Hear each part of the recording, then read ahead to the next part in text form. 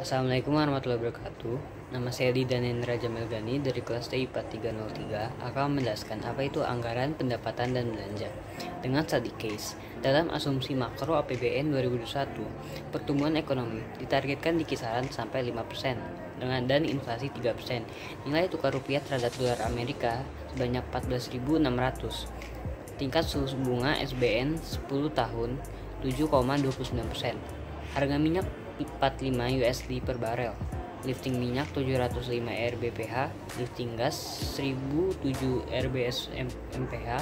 Kemudian sasaran dan indikator pembangunan ditambahkan nilai tukar petani antara 102 sampai 104 dan nilai tukar nelayan 102 sampai 104. Dalam postur APBN 2021, pendapatan negara ditargetkan 1.743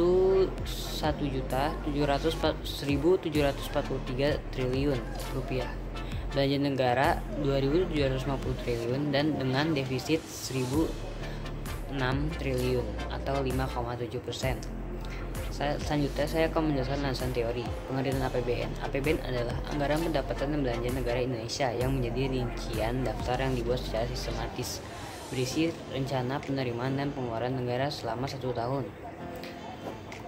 Lalu, fungsi APBN itu disusun untuk tujuan sebagai pedoman belanja dan pendapatan untuk melaksanakan kegiatan-kegiatan yang akan dilakukan oleh negara.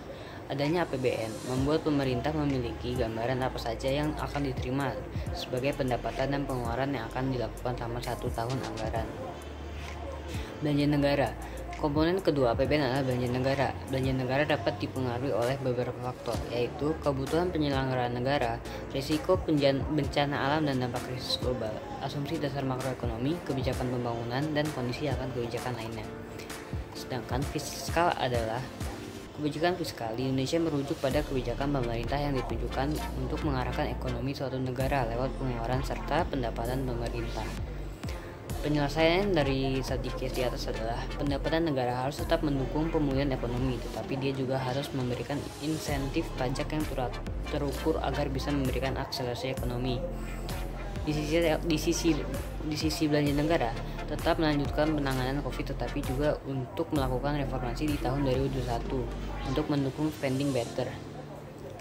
Lalu, untuk mendukung akselerasi pemulihan ekonomi di tahun 2021, kebijakan strategis dalam APBN 2021 dialokasikan dana untuk pendidikan sebesar 550 triliun, kesehatan sebesar 169,7 triliun, perlindungan sosial sebanyak 421,7 triliun, ketahanan pangan sebanyak 104,2 triliun, pariwisata sebanyak 15,7 triliun, dan bidang ICT sebanyak 29,6 triliun. Kesimpulannya adalah APBN merupakan anggaran pendapatan dan belanja negara Indonesia yang menjadi rincian daftar yang dibuat secara sistematis berisi rencana penerimaan dan pengeluaran negara selama 1 tahun anggaran. APBN disusun dengan tujuan sebagai pedoman belanja dan pendapatan untuk melaksanakan kegiatan-kegiatan yang akan dilakukan oleh negara. Sekian dari saya, penjelasan APBN. Sekian, terima kasih. Wassalamualaikum warahmatullahi wabarakatuh.